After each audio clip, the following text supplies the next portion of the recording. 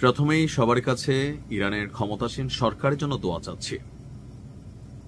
আমি দোয়া চাচ্ছি দুইটা কারণে। প্রথমত হচ্ছে ইরান যেন হেফাজত থাকে, আর দ্বিতীয় হচ্ছে দীর্ঘদিন যাবৎ আমি এত পরিমাণ নিউজ করেছি ইরানকে বা ইরানের সামরিক শক্তি সম্পর্কে, শিয়া সুন্নি মতভেদের বাইরে গিয়ে ইরান যে আসলে কি অবস্থায় বিশ্বকে শাসন করে, আমার নিউজের মাধ্যমে বাংলাদেশের লক্ষ লক্ষ মানুষ আপনারা জেনেছেন। তো সেই জায়গা থেকে ইরানের প্রতি আমার একটা দুর্বলতা আছে, আর আমি মনে করি আধিপত্যবাদী বিশ্বে সকল আরব অধিপতিরা যখন নিজেরা সৌদি যেমন দুবাইরে শাসাইতে চায়, ইয়েমেনে ঘটনা ঘটে, এই সকল কিছুর বাইরে গিয়া প্রকৃতপক্ষে বাঘে মহিষের লড়াই করে ইরান।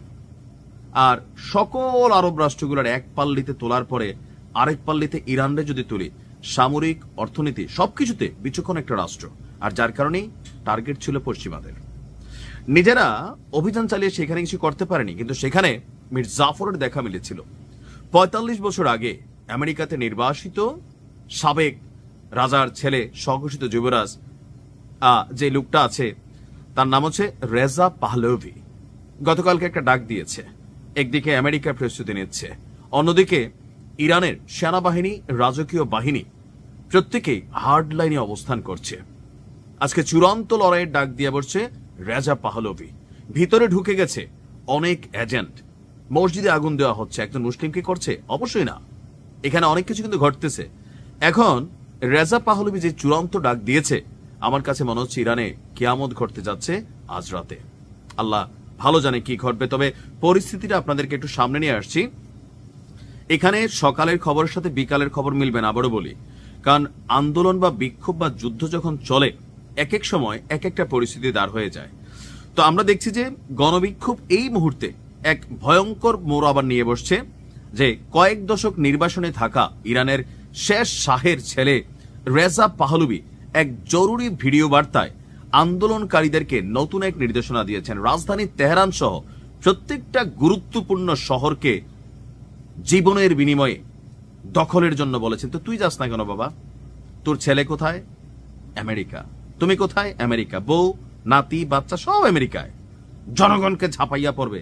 আসার পরে প্রধানমন্ত্রী হওয়ার চেষ্টা কর তার, গণতন্ত্র ফিরে আনার চেষ্টা কর তার। ট্রাম্পের সাথে মিলঝিল কইরা যে ঘটনাটা ঘটালো, ট্রাম্প বলে যে না বাবা, তোমার দিয়া নতুন ইরানের দায়িত্ব হবে না। বাট তারপরও সে প্রমাণ করতে চাচ্ছে, boss you are wrong, I am right, and let's see আমি কি করতে পারি, এটা সে দেখাইতে চাচ্ছে। এখন সে যেভাবে জনগণকে সামনে নিয়ে আসতেছে, সরকারি সেনাবাহিনী থেকে শুরু করে যে বাহিনীগুলো মুখোমুখি হচ্ছে, ক্ষতিটা কার হবে? রেজা পাহলভির নাকি ইরানের? ইরানের হবে। এটাতে অনেক কিছু ঘটতে পারে। ধরেন ইরান সরকারের পতন হইল, এই ইরান আজকে যারা মেরুদণ্ড দাঁড় করে দাঁড়িয়ে চোখে চোখ রেখে কথা বলে, এই ইরান আমার জীবদ্দশায় মনে হয় না আমি দ্বিতীয়বার আবার দেখতে পাবো। আর কোন আরব রাষ্ট্রের প্রতি এরকম ভরসাও নাই। এই ইরানের কারণে বীররা বীর হইতে পারছে, এই ইরানের কারণে ইয়েমেন তাদের অবস্থান তৈরি করছে, এই ইরানের কারণে অনেকগুলো রাষ্ট্র তারা নিজেরা নিজেদের মেরুদণ্ড নিয়ে কথা বলে, একটা সম্মিলিত অভিযান চলে। আপনারা দেখছেন যে ওই দেশটার বিরুদ্ধে, দুষ্ট ছেলের দেশটার বিরুদ্ধে কিভাবে ধাপে ধাপে বিভিন্ন জায়গা থেকে এদেরকে ব্যালেন্স রাখা হয়েছে। এখন ইরান নাই হওয়া মানে সবকিছু নাই হয়ে যাওয়া, যার কারণে সবাই চাচ্ছে এই জোয়ারের সময় মাছটা তুলে ফেলতে হবে। দর্শক, রেজা পাহলভির ভিডিও বার্তা হচ্ছে, আমাদের লক্ষ্য এখন আর শুধু রাস্তায় নামা না, তো কি লক্ষ্য হচ্ছে শহরের কেন্দ্রগুলো দখল এবং ধরে রাখা। আগামী 2 দিন দেশ জুড়ে আরো কঠোর আন্দোলনের নির্দেশ দিয়েছেন, এবং তিনি নাকি নিজে ইরান ফেরার প্রস্তুতি নিচ্ছেন। তো আয়, সে একদম লাস্ট মুহূর্ত ছাড়া, একদম ফাইনাল এন্ট্রির টাইম ছাড়া যে ভাইগা গেছে, সর্বোচ্চ নেতা আত্মসমর্পণ হয়ে গেছে, বিদ্রোহীরা পার্লামেন্ট সহ বিভিন্ন গুরুত্বপূর্ণ ফ্যাক্টগুলো, সেনাবাহিনীর ঘাঁটিগুলো দখল করে ফেলছে, এই পরিস্থিতি হইলে তখন সে আসবে। প্রস্তুতি নিচ্ছে, আসে নাই কিন্তু। জনগণটা বুঝতেছে আমি আসতেছি, তোমরা যাও যাও, ঝাঁপাই পড়ো। বলা হচ্ছে যে এবার যেমনি হোক এই সরকারকে দেখাইতে হবে।